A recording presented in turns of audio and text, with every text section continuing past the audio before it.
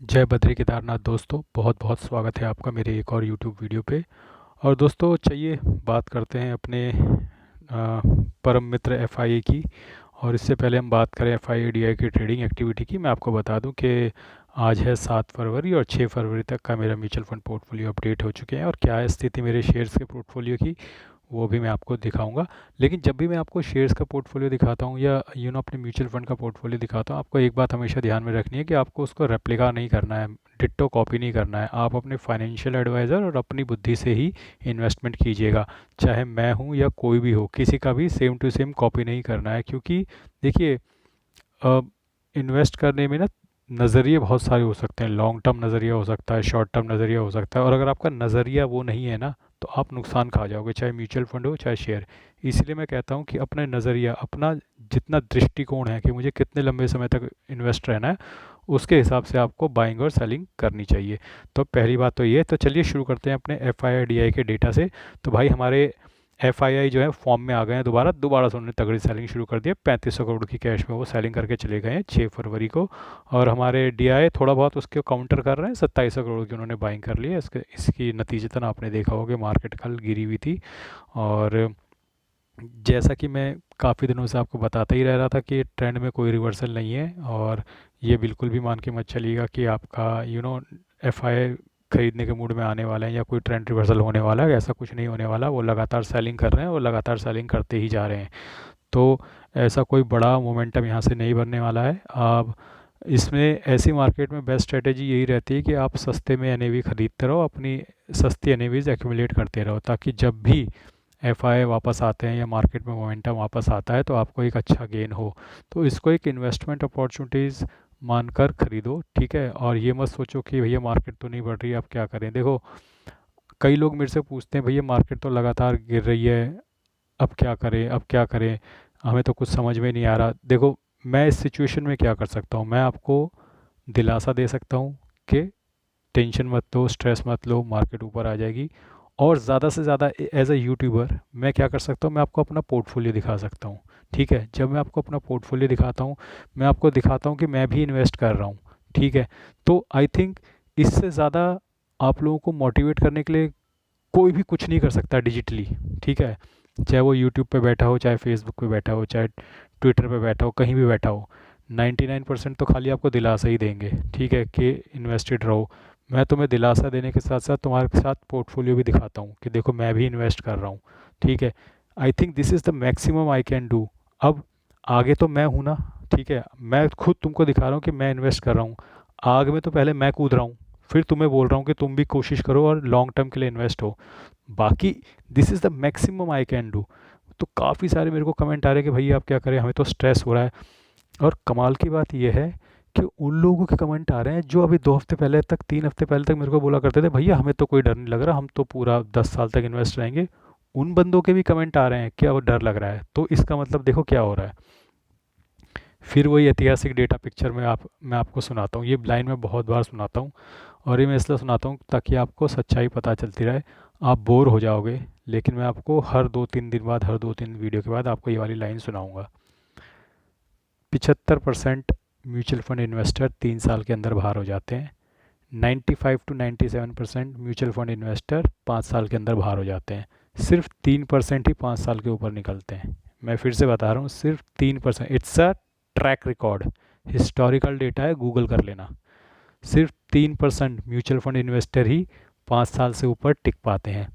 तो कईयों का कॉन्फिडेंस अभी मैंने देखा था पिछले महीने तो बहुत बहुत हाई था। कई कह रहे हैं कि भैया अब तो मैं टूट गया, मुझे तो समझ में ही नहीं आ रहा मार्केट क्या हो रहा है। शेयर मार्केट एक बोरिंग जगह है। जब मार्केट कंसोलिडेशन फेस में जाता है ना, 1 साल, 2 साल, 3 साल तक कंसोलिडेशन फेस में भी देखा हुआ है मैंने। 3-3 साल तक मैंने देखा है मार्केट कंसोलिडेशन फेस में चला जाता है। तुम टूट जाओगे यार, परेशान हो जाओगे, ठीक है, तुम छोड़कर भाग जाओगे सब कुछ। लेकिन जो टिकेगा वही बनाएगा वेल्थ, ये बात ध्यान रखना। फिर से बता रहा हूँ, सिर्फ 3% म्यूचुअल फंड इन्वेस्टर ही 5 साल से ज़्यादा इन्वेस्ट करते हैं। यानी कि 5 साल आते आते हम में से 3% ही बचेंगे। यही इतिहास है, और इतिहास बदलने की क्षमता तुम्हारे अंदर है। तो अगर तुम लोगों ने इतिहास बदल दिया तो तुम वेल्थ बनाओगे, और तुम लोगों ने इतिहास नहीं बदला तो तुम इतिहास के पन्नों में एक और नाम तुम्हारा भी लिख दिया जाएगा। तो अब ये तुम्हारे ऊपर है, तुम्हें क्या करना है। एज अ ऑनेस्ट यूट्यूबर मैं तुम्हें दिखा सकता हूँ कि भैया मैं इन्वेस्ट कर रहा हूँ, अभी भी इन्वेस्ट कर रहा हूँ, तुमसे पहले मैं आग में खुद कूद रहा हूँ, फिर तुम्हें कह रहा हूँ कि तुम मेरे पीछे पीछे कूदो, यानी कि जलूंगा तो पहले मैं, तुम तो पीछे हो, तुमसे ज़्यादा मैंने लगाया हुआ है, तुमसे ज़्यादा इन्वेस्ट मैंने किया हुआ है, तुमसे ज़्यादा मैं रोज़ एस कर रहा हूँ। तो अगर जलूंगा तो सबसे पहले मैं जलूंगा, तुम बाद में जलोगे। इससे ज़्यादा ऑनेस्टी में क्या दिखा सकता हूँ, ठीक है। ज़्यादा से ज़्यादा क्या होगा, अगर 5 साल बाद मान लो कि ऐसा होगा नहीं वैसे, लेकिन मान लो कि भैया मेरी इन्वेस्टमेंट गलत चली गई, मेरे को नुकसान हो गया, तुम क्या कहोगे कि बंदा था तो ईमानदार लेकिन किस्मत ने साथ नहीं दिया। तब भी ये नहीं बोलोगे कि बंदा बेईमान था, बेईमान ही नहीं कर रहा, ईमानदारी से तुम्हें दिखा रहा हूँ कि मैं क्या कर रहा हूँ। बाकी दूसरा डिसीजन आपका है, आपको करना है या नहीं करना। तो आइए आते हैं अब अपने national stock exchange of data में। तो नेशनल स्टॉक एक्सचेंज की वेबसाइट पे आ गए हैं। तो निफ्टी जो है आज 0.18% अप है। और मिड कैप पे नज़र बनाइएगा, मिड कैप 50 जो है 0.64% अप है, मिड कैप 100 0.46% अप है, और मिड कैप 150 0.38% अप है। तो दोस्तों आपको जब ये वीडियो मिलती है ना शाम को 6 बजे, तो ये चीज़ें चेंज हो जाती हैं। मैं लाइव मार्केट में दोपहर के 12 बजे, ऊपर समय देख लिया करो मैं कितने बजे बना रहा हूँ, घड़ी दिख रही है ना ऊपर, 12:05 पे बना रहा हूँ। तो इसे फाइनल नंबर मत समझ लिया करो, अभी तो 3 साढ़े 3 घंटे मार्केट बंद होने में, तो मार्केट तो स्विंग कर सकती है, कहीं भी जा सकती है। सेंसेक्स की आज एक्सपायरी भी है। तो ये तो मैं करंट लाइव मार्केट का डेटा बताता हूँ। FIDA वाला पिछले दिन का बताता हूँ, क्योंकि उनका डेटा तो आएगा शाम को 7 बजे तक, तब तक तो उससे पहले तो मेरा वीडियो आ जाएगा। तो ये चीज़ आई थिंक लोगों को कन्फ्यूजन रहती है कि मैं कब का बता रहा हूँ। तो देखो म्यूचुअल फंड पोर्टफोलियो आज है 7 तारीख, म्यूचुअल फंड पोर्टफोलियो में 6 तारीख का अपडेट हो चुका है, वो बताऊँगा। FIDI डेटा 6 तारीख का मैं तुमको बताऊंगा। और ये जो इंडेसेस मैं आपको दिखा रहा हूँ, निफ्टी मिड कैप, ये लाइव चल रहा है, ठीक है। तो आई थिंक इसमें लोगों को कन्फ्यूजन होती है। तो आपने देखा मिड कैप 50 जो है 0.64% डाउन है, मिड कैप 100 0.46% डाउन है, मिड कैप 150 0.38% डाउन है। अब नज़र बनाइए स्मॉल कैप में, स्मॉल कैप 100 जो है 0.08%, अच्छा ये अप है, सॉरी मैंने डाउन बोल दिया, अप है। मिड कैप के सारे अप हैं, और स्मॉल कैप का 0.08% अप है, स्मॉल कैप 50 0.17% अप है, स्मॉल कैप 250 नेगेटिव 0.06%, यानी ये वाला डाउन है। तो ये तो स्थिति है हमारे डिफरेंट इंडेसिस की। और उम्मीद कर रहा हूँ कि आज थोड़ा मुनाफा होगा, हालांकि मिड कैप में थोड़ी स्ट्रेंथ है, लेकिन आपका स्मॉल कैप और लार्ज कैप मामूली सी बढ़त बनाए हुए, और ये कभी भी गायब हो सकती है बढ़त, जैसी मार्केट क्लोजिंग तक जाएगी। तो ये तो स्थिति रही आपके इंडेसिस की। अब आ जाते हैं अपने फिनवेशिया के प्लेटफॉर्म पे। तो फिनवेशिया पे आ जाते हैं, मेरा शेयर्स के प्लेटफॉर्म है। आपको बिल्कुल भी इन शेयर्स को रेप्लिका नहीं करना है, कॉपी नहीं करना है, ठीक है। ये मैंने अलग अलग समय पे ख़रीदे हुए शेयर हैं, और अलग अलग ड्यूरेशन के लिए मैं इनको होल्ड कर रहा हूँ। किसी को मैं शॉर्ट टर्म के लिए, किसी को लॉन्ग टर्म के लिए, बीच बीच में एवरेजिंग भी करता रहता हूँ। तो आपको पता नहीं चलेगा, तो मैं तो शायद प्रॉफिट बना के निकल जाऊँगा, आपका नुकसान हो जाएगा। तो प्लीज़ कॉपी मत करना, ठीक है। तो आ जाता हूँ मैं आज टुडे पे। तो टुडे पे आप देख सकते हो कि डाबर में आज मुझे 17 रुपये का नोशनल गेन हो रहा है। HDFC का ETF है स्मॉल कैप का, नो प्रॉफिट नो लॉस पे है। इरकॉन 56 रुपये के लॉस पे है।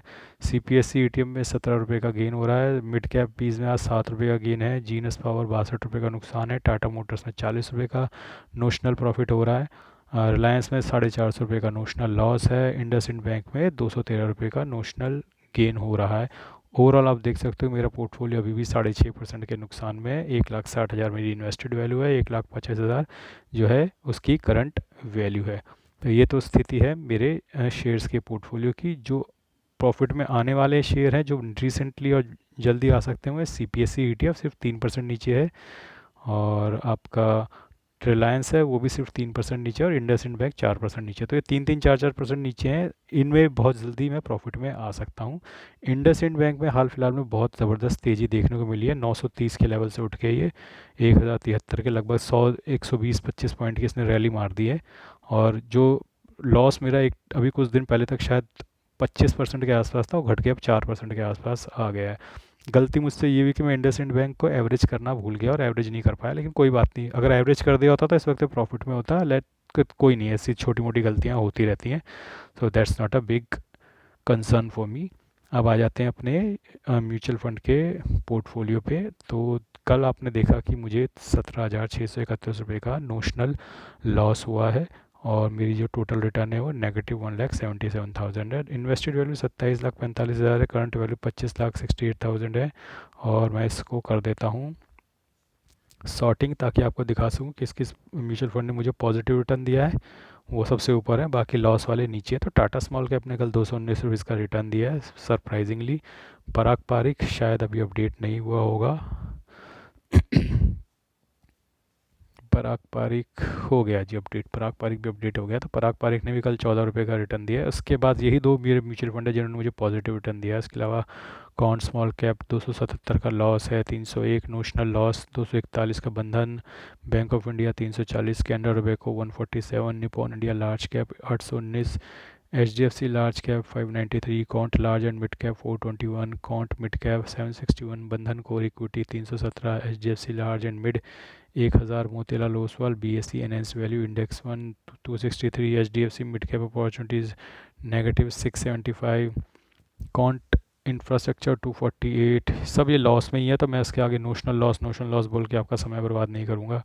Kotak emerging equity 340, Invesco India infrastructure 73, Nippon India power 39, Nippon India growth fund 349, HSBC large and mid cap 1900, Aditya Birla Sun Life 1100, Invesco India PSU 900, SCC potential Bharat 22 321, Edelweiss mid cap 1600, Motilal Oswal mid cap 3200, Invesco India mid cap 674, HDFC defence 133 और Motilal Oswal India defence 550। तो ये सब मिल मिला के कल मुझे notional loss हुआ है 17,631 रुपये का।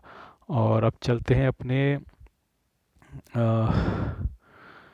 एंड मनी के म्यूचुअल फंड पोर्टफोलियो पे। तो आ जाते हैं अपने म्यूचुअल फंड पोर्टफोलियो पे और दिखाता हूँ कि यहाँ पे क्या स्थिति रही है कल। जिन लोगों को नहीं पता है उनकी जानकारी के लिए मैं बता दूं कि मेरे दो अकाउंट है म्यूचुअल फंड में। एक जो मैंने अभी आपको दिखाया ग्रो ऐप पे, जो मेरी वाइफ के नाम पे है, ये अकाउंट मेरे नाम पे है। तो जितनी भी SIP इस वक्त चल रही हैं और जो रिसेंट में जितना भी इन्वेस्टमेंट कर रहा हूँ इस इंड मनी ऐप के थ्रू कर रहा हूँ और अब ये मेरे नाम पे हो रहा है। तो आप देख सकते हो कि कल इस पोर्टफोलियो में पहले तो इस पोर्टफोलियो की इन्वेस्टेड वैल्यू 68,000 और 68,100 रुपीज़, 68,010 रुपीज़ इस पोर्टफोलियो की वैल्यू है। तो 10 रुपये का मुझे फ़ायदा है इस पोर्टफोलियो पे। तो ये पोर्टफोलियो अभी नुकसान में नहीं है, लेकिन जल्दी जैसी फ्लक्चुएशन होती है तो नुकसान प्रॉफिट में आता जाता रहता है। क्योंकि इसमें मैं लगातार एवरेजिंग कर रहा हूँ तो वो नीचे के लेवल पे बाइंग भी चलती रहती है, फिर जैसी मार्केट थोड़ा सा 300-400 पॉइंट ऊपर आती है तो पोर्टफोलियो भी पॉजिटिव में आ जाता है। जैसा कि आप देख सकते हो कि कल इस पोर्टफोलियो में मुझे 450 रुपये का लगभग नुकसान हुआ है, 0.66% का। और जो सबसे इम्पॉर्टेंट चीज़ है SIPs, जो आपका भरोसा और आत्मविश्वास बढ़ाने के लिए आप लोगों को मैं हर वीडियो में दिखा सकता हूँ। जैसा कि मैं बोल चुका हूँ, this is the best I can do. मैं आपको मोटिवेट कर सकता हूँ कि किस किस कैटेगरीज में पैसा लगाओ। मैं कोई म्यूचुअल फंड आपको रिकमेंड नहीं करूँगा, मैं कोई शेयर आपको रिकमेंड नहीं करूँगा, मैं कोई टिप नहीं देता हूँ, ठीक है। लेकिन मैं आपको ओवरऑल मार्केट का सिनेरियो बता देता हूँ कि कब आपको इन्वेस्टमेंट करनी चाहिए, कौन सी कैटेगरी बेस्ट है इन्वेस्टमेंट के लिए। तो आप देख सकते हो कि आज भी मैंने HSBC स्मॉल कैप में मेरी SIP कटी है। आप देख सकते हो डेट पे ध्यान रखना, 7 फरवरी, आज 7 फरवरी है। फिर इन्वेस्को इंडिया मिड कैप में मेरी SIP कटी है 7 फरवरी, आज 7 फरवरी है। पराग पारिक में मेरी SIP कटी है 7 फरवरी को आज। कोटक इमर्जिंग इक्विटी स्कीम में भी मेरी ये मिड कैप का फंड है, इसमें भी SIP कटी है। एडलवेज मिड कैप की SIP भी आज कटी है 7 फरवरी। काफ़ी SIPs कटी हैं आज मेरी। ICICI पोटेंशियल ब्लू चिप, ये लार्ज कैप का फंड है, 7 फरवरी, इसकी भी SIP कटी। तो देखो ICICI पोटेंशियल की SIP कटी है, ये लार्ज कैप है। एडलवेज मिड कैप है, कोटक मिड कैप है, पराग पारिक फ्लेक्सी कैप है, इन्वेस्को मिड कैप है और HSBC स्मॉल कैप है। तो सारे कैप में मैं इन्वेस्टमेंट कर रहा हूँ, मैं किसी कैप को छोड़कर नहीं भाग रहा, क्योंकि SIPs का मतलब ही यही होता है कि सिस्टमेटिक इन्वेस्टमेंट प्लान, जिसमें इंसान की दखलंदाजी ना हो, ठीक है। अगर आप उसमें दखलंदाजी करते हो तो फिर वो सिस्टमेटिक इन्वेस्टमेंट प्लान नहीं कहलाता, फिर तो वो तुम्हारी बदतमीज़ी कहलाया कि जब तुमने मन किया उसमें डाल दिया। तो वो अलग करना है, वो अलग करना है अपनी इंट्यूशन पे कि मार्केट का अच्छा फॉल आ गया है, मुझे करना है। तो मैनुअल इंटरवेंशन, वैसे मैंने बदतमीजी शब्द का इस्तेमाल किया लेकिन उसे मैनुअल इंटरवेंशन बोलते हैं। लेकिन जब आप SIP में मैनुअल इंटरवेंशन करते हो तो बदतमीज़ी कहलाता है। SIPs को नहीं छेड़ना चाहिए। SIP जैसे कट रही हैं, अब SIP में आपकी स्मॉल कैप की भी चल रही है, मिड कैप की भी चल रही है, लार्ज कैप की भी चल रही है, फ्लेक्सी कैप भी चल रहा है, मल्टी कैप भी चल रहा है, उसको मैं कभी नहीं छेड़ता हूँ, वो चलते रहने देता हूँ। बाकी मुझे जो करना है अपना मैनुअल इंटरवेंशन में, मैं लमसम डाल के बीच में एक अमाउंट उठाया, 30,000 40,000, जब भी मन किया 50,000, वो मैंने डाल दिया जब भी मुझे एक अच्छा लेवल दिखा कि हाँ भाई यहाँ पे डाला जा सकता है। फ़िलहाल मैं नहीं डाल रहा हूँ क्योंकि मुझे थोड़ा मिड टू स्मॉल टर्म जो है, जो उसमें थोड़ा फॉल एक्सपेक्टेड है और मैं उस फॉल का इंतज़ार कर रहा हूँ। लेकिन मुझे कंटिन्यूसली ये बात भी ध्यान रखनी है कि मैं मार्केट का भगवान नहीं हूँ। अगर मैं फॉल का इंतज़ार कर रहा हूँ, इसका मतलब ये बिल्कुल नहीं है कि फॉल आएगा ही आएगा। हो सकता है यहीं से मार्केट ऊपर चली जाए, यही बॉटम बना हो, हु नोज़। तो उसके लिए मेरी एस आई पी चल रही हैं। फॉल आ गया तो उसके लिए मैं थोड़ा लमसम लेकर बैठा हूँ, मैं वहाँ पे डाल दूंगा। तो चिट भी अपनी, पट भी अपनी, बल्ले बल्ले दोनों तरफ से ठल्ले ठल्ले। तो ये बात ध्यान रखना कि मार्केट को टाइम करने की कोशिश मत करना। ये बार बार मैं हर वीडियो में क्यों बताता हूँ, क्योंकि लोगों को ऐसा लगता है कि जैसे ही वो साल 6 महीना मार्केट में बिता लेते हैं ना, उनको ऐसा लगता है कि उन्हें सब कुछ आ गया, वो बन गए भगवान मार्केट के। तो वो कहते हैं कि अब तो गिरेगा मैं डालूंगा, अब तो गिरेगा मैं डालूंगा। नहीं गिरा, वहीं से ऊपर चला गया तो उसके लिए भी तो एक प्रोविज़न बना के रखना है ना। तो वो प्रोविज़न क्या है? S I Pease. नहीं गिरा तो मेरी एस आई पीज़ तो चल ही रही है, मेरा पैसा तो ऑलरेडी इन्वेस्टेड है। पैसा तो इन्वेस्टेड है ना, ग्रो ऐप में आपने देखा, वो तो इन्वेस्टेड है। एस आई पीज़ भी चल रही हैं। यहाँ से मार्केट ऊपर चली गई, मैं तो आ जाऊँगा ग्रीन में, मेरा प्रॉफिट बन जाएगा। नीचे चली गई, उसके लिए भी मैंने थोड़ा सा प्रोविज़न बना रखा है, लमसम लेकर बैठा हूँ, वो डाल दूँगा। ठीक है। तो ये बात हमेशा ध्यान रखना कि आपको दोनों तरफ सोच कर चलना है। सिर्फ ये नहीं सोच के चलना है कि भैया मार्केट गिर गई है 500 पॉइंट, मेरे पास पैसा है 3 लाख, सारा का सारा उड़ेल दिया मार्केट में, फिर वहाँ से मार्केट नीचे बैठ गई। जनरली रिटेलर्स जब एक ग्रुप में मिलकर इस तरीके का गलत डिसीजन लेते हैं कि वो लमसम डाल देते हैं, मान लो 500 पॉइंट मार्केट गिरती है और बहुत सारे लाखों रिटेलर्स वहाँ पे 3 4 5 लाख डाल देते हैं, तो फिर तो 99% चांस है वहाँ से मार्केट और नीचे जाएगा, क्योंकि रिटेलर का पैसा खाना ही तो। देखो मार्केट में ना दो तरह के लोग हैं, ठीक है। एक है स्मार्ट लोग, बिग मनी, और एक है हमारे जैसे, ठीक है। तो हमको पैसा निकालना है धुरंधरों से, ठीक है। अब बीच में है मार्केट, एक तरफ है बिग मनी, एक तरफ है रिटेलर्स, और बीच में है मार्केट। अब ये लोग जो है ना बिग मनी, ये स्मार्ट हैं, पढ़े लिखे हैं, हर तरह के रिसोर्सेज इनके पास हैं, they can manipulate the market. अपने सुविधा अनुसार वो शेयर्स को बढ़ा भी सकते हैं, गिरा भी सकते हैं। अपने को प्रॉफिट में लाने के लिए वो बाइंग भी कर सकते हैं, अपने को लॉस से बचाने के लिए वो बाइंग भी कर सकते हैं, कुछ भी कर सकते हैं, क्योंकि उनके पास पैसा है। हम एक तरफ हैं रिटेलर्स, तो हमें इस तरीके से काम करना है कि हम बिग मनी हमारा पैसा हमसे लूट ना सके, क्योंकि वो बैठे ही हमारा पैसा लूटने के लिए हैं, ठीक है। अब बीच में उन्होंने एक बहुत बड़ा कटोरा रख रखा है जिसमें खूब सारे पैसे हैं, वो पैसे हमें दिखते तो हैं, हम जैसे ही हाथ बढ़ाते हैं वो पैसा हमारे हाथ से छूट जाता है, वो लेकर बिग मनी ही जाता है। तो बिग मनी से पैसा अगर निकालना है, मतलब इनके चुंगल से पैसा निकालना है, ठीक है, तो उसका एक ही तरीका है, लंबे समय तक इन्वेस्टेड रहना, ठीक है। छोटे समय में मतलब शॉर्ट ड्यूरेशन में वो हमेशा हम पे भारी पड़ेंगे, क्योंकि उनके पास रिसोर्सेज भी हैं, पैसा भी है, ठीक है। वो समझदार भी हैं, वो दिन रात यही काम करते हैं। हमारे पास ना रिसोर्सेज है, ना पैसा है, ना हम इतने समझदार हैं, ना हम दिन रात ये काम करते हैं, ठीक है। हमारी तो अपनी अपनी नौकरियां, काम धंधे, दुकान सब है ना। तो ये बात हमेशा ध्यान रखना कि प्रोबेबिलिटी वाइज वही जीतेंगे। लेकिन अगर हम ड्यूरेशन को लंबा कर दें, 2 साल, 3 साल, 4 साल, 5 साल, 10 साल, 15 साल, 20 साल, फिर हमारी प्रोबेबिलिटी बढ़ती चली जाती है, फिर हम जीतेंगे। अब 5 6 साल बाद तो हम 100% जीतेंगे। तो खेल ऐसा खेलो जिसमें तुम्हारी जीत की प्रोबेबिलिटी ज़्यादा हो और उनकी जीत की कम हो। ठीक है, आज के लिए बस इतना ही। धन्यवाद। जय बद्री केदार।